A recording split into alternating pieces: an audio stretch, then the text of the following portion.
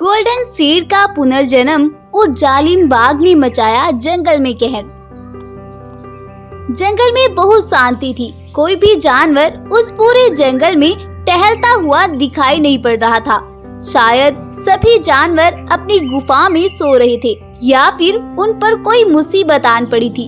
तभी एक हिरन अचानक से जाने कहां से निकल कर आती है और वह बेचारी एकदम से बाघ के हत्थे चढ़ जाती है और वह उस हिरन का बहुत ही बेरहमी से शिकार कर लेता है।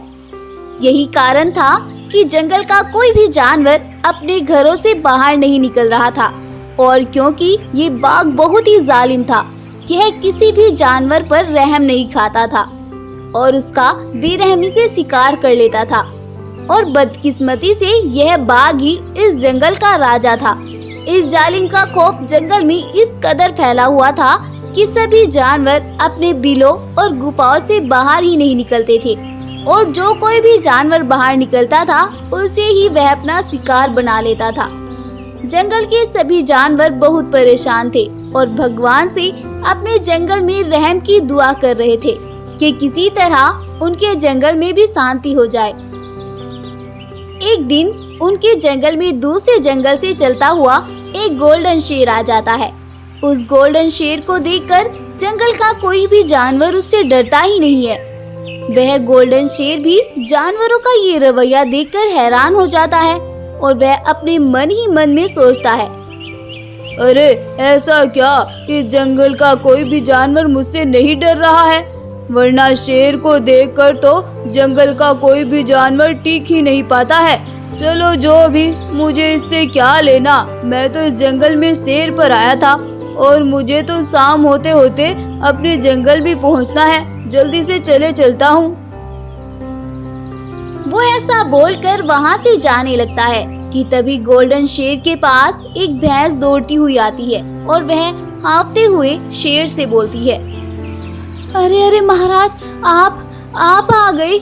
मुझे पता था कि आप जरूर आएंगे और हम लाचारों पर भी भगवान का कोई करम जरूर होगा। अरे अरे भैंस बहन, ये तुम क्या बोले जा रही हो? पहले तुम थोड़ी देर तक सस्ता लो। मुझे लगता है कि तुम बहुत दूर से दौड़ती चली आ रही हो। अब तो मैंने सस्ता लिया, आप जो मुझे दिख गए। इतने दिन से हम यहाँ गुर्बत की जिंदगी गुजार रहे हैं, अब तो हमें अपना मसीहा सामने दिखा है और मैं इस मौके को गंवाना नहीं चाहती हूँ। अरे भैंस बहन, ये तुम क्या बोले जा रही हो? मेरी कुछ भी समझ नहीं आ रहा है, क्या तुम मुझे कुछ समझाओगी? महाराज, आप ही हमारे जंगल के राजा हुआ करते थे। तब हमारा जंगल बहुत खुशहाल था और सभी जानवर भी इस जंगल में बहुत खुश थे। लेकिन उस जालिम बाघ ने इस जंगल का राजा बनने के चक्कर में आपके बेटे, पत्नी और आप सभी को धोखे से मार डाला था। अब आपका पुनर्जन्म हुआ है। महाराज, प्लीज आप हमें बचा लीजिए। भैंस के ऐसा कहने पर शेर भी सोच में पड़ जाता है और उसे भी बीती बातें कुछ याद आने लगती है। और कुछ देर बाद जब वो जंगल में घूम रहा होता है तो उसे वह गुफा दिखाई पड़ती है जहाँ पर वो अपने परिवार के साथ रहता था और उसे सब कुछ याद आ जाता है।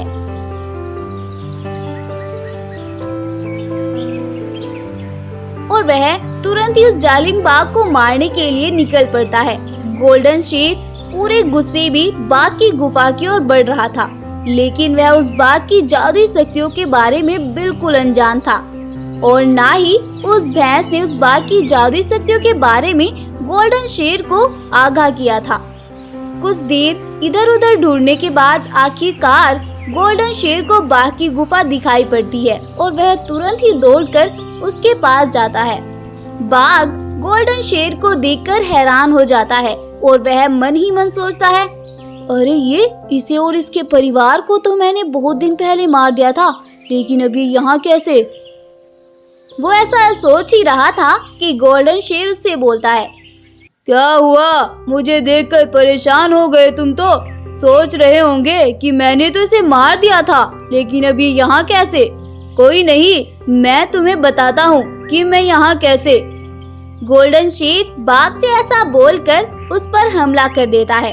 जैसे ही गोल्डन शेर उस पर हमला करता है, वह बाघ एक बाघ मानव में बदल जाता है और गोल्डन शेर पर अपनी शक्तियों से हमला करने लगता है।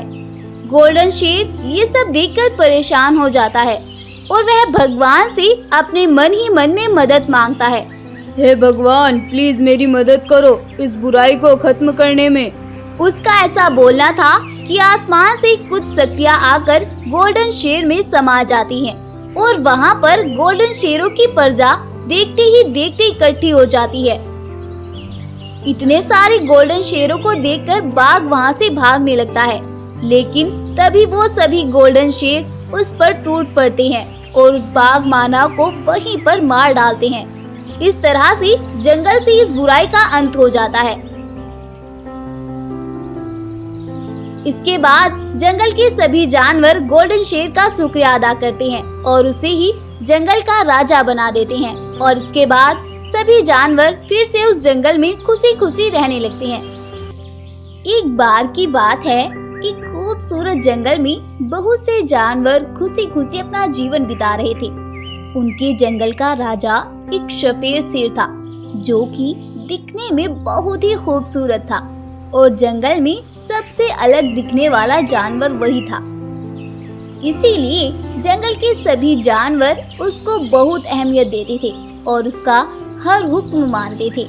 गब्बर शेर भी जंगल के जानवरों का अच्छा खासा ख्याल रखता था और उन पर कभी भी कोई भी परेशानी नहीं आने देता था।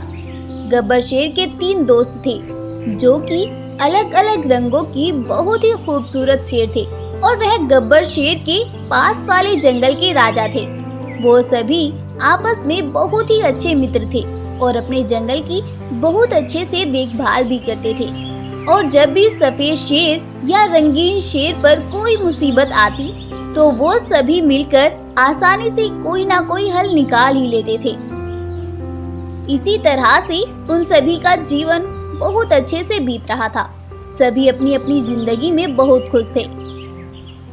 एक बार ना जाने कहां से सफेद शेर के जंगल में एक मॉन्स्टर बाघ घुस आता है और आते ही वह सफेद शेर के जंगल में अपना आतंक मचाने लगता है और उसके जंगल के जानवरों का बड़े ही बेरहमी से शिकार करने लगता है। उसी जंगल में जो भी कोई जानवर नजर आता है वह उसी का शिकार कर लेता है और उसका मांस खाए बिना ही उसे वहां पर छोड़कर चला जाता है। इसी तरह से बाघ का आतंक जंगल में दिन प्रतिदिन बढ़ता ही जाता है और वह जंगल के जानवरों को बेरहमी से शिकार करता ही जाता है। जंगल के सभी जानवर बहुत परेशान थे कि आखिर कौन ये सब कर रहा है, हमारे जंगल के जानवरों को कौन मार रहा है। इसी सिलसिले में बात करने सभी जानवर अपने महाराज के पास जाते हैं और शेर महाराज को अपनी समस्या के बारे में बताते हैं। जंगल का राजा शेर जब ये सब बातें सुनता है तो उसे बहुत गुस्सा आता है और वह बहुत तेज दहाड़ता है। उसकी दहाड़ की गूंज से पूरा जंगल दहल जाता है और वह बोलता है, ये तुम क्या बोल रहे हो? हमारे जंगल में इतनी बड़ी आफत आन पड़ी है और तुम मुझे आज बता रहे हो? क्या तुम में से किसी ने उस जानवर को देखा है जो ये सब कर रहा है? शेर के ऐसा पूछने पर जानवरों की भीड़ से एक भैंस बोलती है, अरे महाराज, नहीं नहीं, हमने किसी ने कुछ नहीं देखा। बस हर रोज जब भी कोई जानवर जंगल में निकलता है तो उसे कहीं कहीं जानवरों की लाशें दिखाई पड़ती हैं। आप प्लीज पता लगाइए कि ये सब हमारे जंगल में कौन कर रहा है।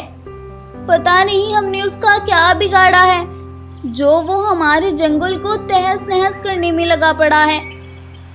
हाँ हाँ जानवरों, तुम सब घबराओ नहीं, आज ही मैं उसे देखता हूँ। आखिर कौन है वो जो हमारे जंगल में छुप कर वार कर रहा है। मैं उसकी हस्ती मिटा दूंगा। शेर ऐसा बोलकर जंगल की ओर चल देता है, लेकिन वो ये नहीं जानता था कि वह बाघ कितना ताकतवर है, उसे हर कोई नहीं मार सकता। गब्बर शेर जंगल के जानवरों को ये दिलासा देकर जंगल की ओर निकलता है और उस खूनी की तलाश करने लगता है, जो कि जंगल के जानवरों को परेशान कर रहा था।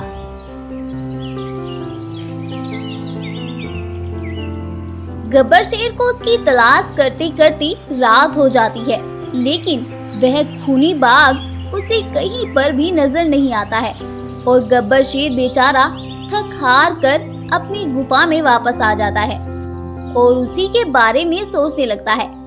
तभी उसके दिमाग में अपने रंगीन दोस्तों को बुलाने की बात आती है और अगली सुबह वह अपने सभी रंगीन दोस्तों को अपनी गुफा में बुलाता है और उन्हें अपने जंगल की सिचुएशन के बारे में बताता है। अपने दोस्त सफेद शेर की बात सुनकर पीला शेर बोलता है, अरे भाई, तुम घबराओ नहीं, तुम्हारी परेशानी मतलब हमारी परेशानी, हम तुम्हारे इस काम में मदद जरूर करेंगे। ये सब बोलकर वो सभी शेर जंगल के अलग अलग भागों में बढ़ जाते हैं और उस बाघ को ढूंढने लगते हैं। वो सभी उस बाघ को ढूंढ ही रहे थे कि तभी पीले शेर की नजर उस बाघ पर जाती है। पीला शेर दौड़कर उस बाघ के पास जाता है और उस पर हमला करने लगता है। तभी वह बाघ अचानक से एक बाघ मानव में बदल जाता है।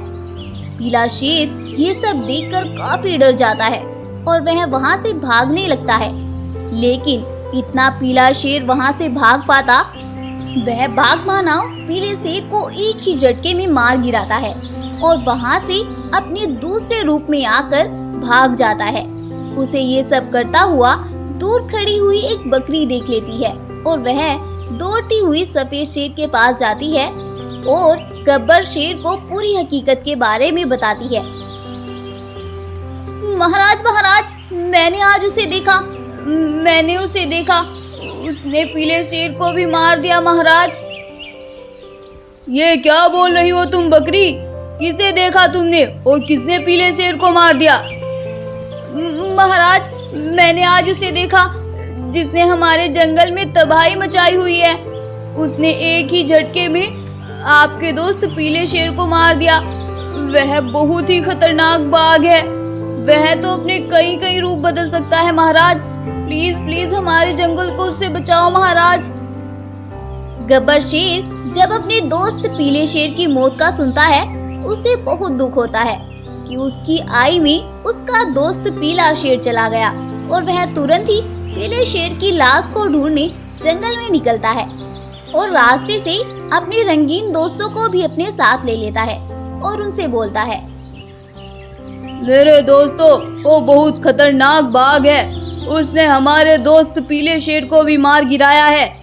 हमें उसका बहुत चतुराई से मुकाबला करना होगा और सभी को साथ साथ रहना होगा, वरना ऐसे तो वो हमें एक एक करके सभी को मार डालेगा। आपस में बातें करते हुए आगे बढ़ते हैं।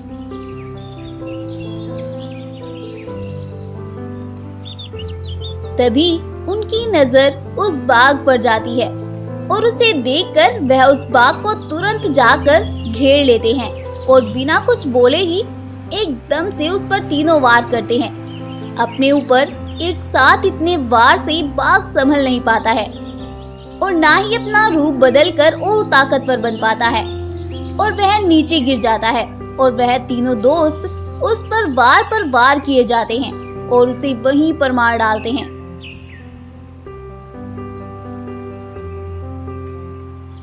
उस जालिम के मरने के बाद वो सभी गुफा में वापस आते हैं और सफेद शेर उनसे माफी मांगने लगता है। मुझे माफ कर दो मेरे दोस्तों, मेरी आई में हम सबका जिगरी यार पीला शेर मारा गया, प्लीज मुझे माफ कर दो। क्या कर सकते हैं सफेद शेर भाई, अब तो जो होना था वो हो गया, होनी को कौन टाल सकता है। और इस बहाने तुम्हारे जंगल के ना जाने कितने जानवरों की जान तो बच गई। अगर तुम्हें फ्यूचर में कभी भी हमारी जरूरत पड़े तो हम फिर भी तुम्हारे साथ हैं। तुम्हारा बहुत बहुत शुक्रिया मेरे दोस्तों, दोस्त हो तो तुम्हारे जैसे। ये सब बोलकर वो दोनों दोस्त अपने जंगल वापस चले जाते हैं और गब्बर शेर के जंगल के सभी जानवर चैन की सांस लेते हैं। इसके बाद से वो सभी जानवर फिर से मिलजुल कर और खुशी खुशी अपने जंगल में रहने लगते हैं। शिक्षा, इस कहानी से हमें शिक्षा मिलती है कि दोस्ती वही है जो मुसीबत के टाइम काम आए।